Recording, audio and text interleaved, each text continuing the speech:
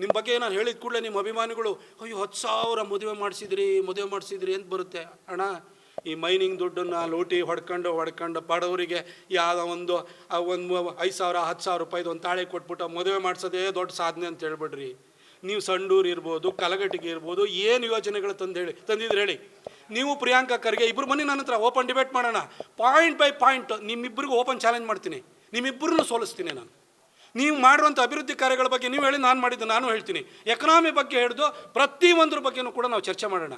ಪ್ರತಿನಿತ್ಯ ನಿಮ್ಮ ಖಾತೆ ಬಿಟ್ಟು ಉಳಿದಿದ್ರ ಬಗ್ಗೆ ಎಲ್ಲ ಮಾತಾಡ್ತಾನೇ ಇರ್ತೀರಿ. ಇನ್ನಾದರೂ ನಿಲ್ಲಿಸಿ ಸಂತೋಷ್ ಲಾಡ್.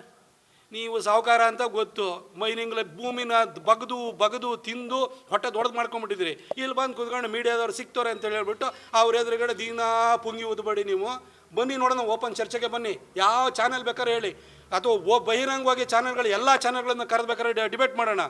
ಆದರೆ ಪ್ರತಿನಿತ್ಯನೂ ಕೂಡ ಮೋದಿ ಬೈ ಅಂಥದ್ದು, RSS ಬೈ ಅಂಥದ್ದು, BJP ಬೈ ಅಂಥದ್ದು, ಸಾಲದ ಬಗ್ಗೆ ಮಾತಾಡೋಕ್ಕೆ ಹೋಗ್ಬೇಡಿ.